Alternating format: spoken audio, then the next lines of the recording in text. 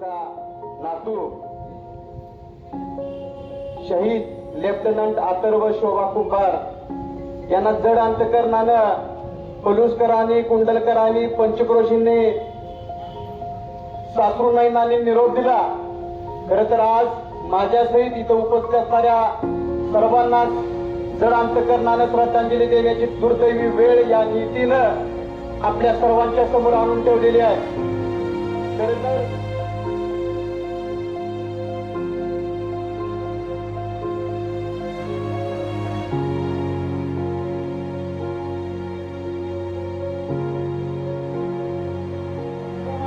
Phone झाला, मला म्हणाल्या, दीपक वो आपका लड़का अथर्व वो अगले कई दिन में विंग टमाटर की लेवल के भी ऊपर जा सकता था. अशा पद्धतीचं नेतृत्व आणि कर्तृत्व असणारं माझं भाव या ठिकाणी निघून गेलेलं आहे.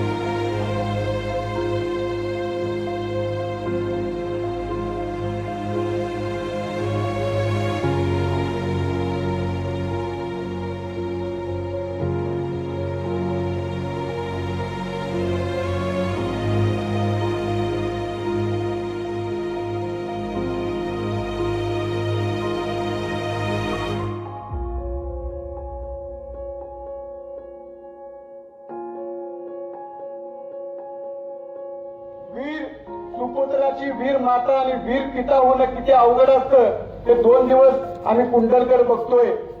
काल कुंडलमध्ये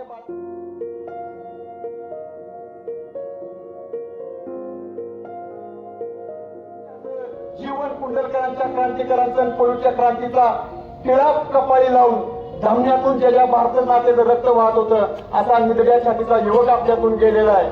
खरं तर आज मला कुंभार कुटुंबियांच्या सगळ्यांच्याच भावना या ठिकाणी मला सांगायच्या आहेत. 15-20 दिवसात किंवा महिन्यात एक इतका मोठा कार्यक्रम या पोलीसमध्ये होणार होता, त्याचं जंगी स्वागत होणार होतं, परंतु नीतीला ते मान्य नव्हतं.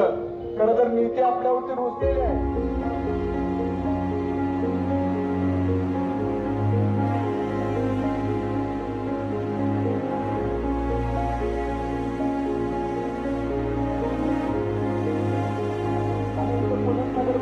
राजकारणातील अनेक कर्तबगार माणसं आहेत, त्या ठिकाणी मी अधिकारवानाला सांगतोय, आज कालपासून मी अथर्वची प्रतिमा माझ्या रणसंग्राम कौशल फाउंडेशन कार्यालयामध्ये लावलेली आहे. म्हणून नगरपालिकेला विनंती करतोय, तुझ्या शाळेमध्ये शिकला त्या ठिकाणी विनंती करतोय, त्याचं तैलचित्र लावावं. आणि लेफ्टनंट कर्नल म्हणजे एका खासदाराचा, एका कॅबिनेट मंत्र्याचा जेवढा रुबाब असतो तेवढा आमच्या अथर्वचा होता. त्यामुळे पुन्हा अथर्वला भूमीतून काढला पाहिजे. त्यासाठी स्मारककारांनी म्हणणार नाही, स्मारक करायचे 1 वर्षाची मी शासनाला विनंती करतोय. जर नाही स्मारक झालं तर हा पट्ट्या आणि तुम्हाला सगळ्यांना घेऊन लोकसभागातून अथर्वची स्मृती चिरंतन राहण्यासाठी जंगजंग पसरला तर चालेल. या मातीत स्वातंत्र्य पिकलंय आणि या स्वातंत्र्याला जिवंत ठेवण्यासाठी क्रांतिग्रही बापूंचं, क्रांतिज्ञ नाना पाटलांचं, कॅप्टन भाऊचं, वीर पुराड्यांचं स्वप्न पुढे पुढे घेऊन गेला असेल तर हा 72 पट्टे आपला घेऊन गेलाय. त्याचं स्मारक या तुम्ही झालं पाहिजे. तेवढा अधिकार वाढवून सांगतो.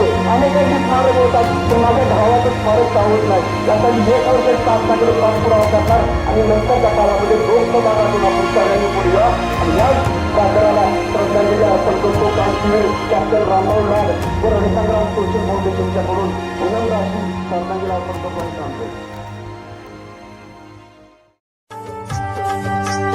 आईची माया तोडून गेलास, मोक्ष लागो तुला स्वर्गात, मोक्ष लागो तुला स्वर्गात. काय लिहिलं होत नशिबात, कसा झाला तुझा रे घात. काय लिहिलं होत नशिबात, कसा झाला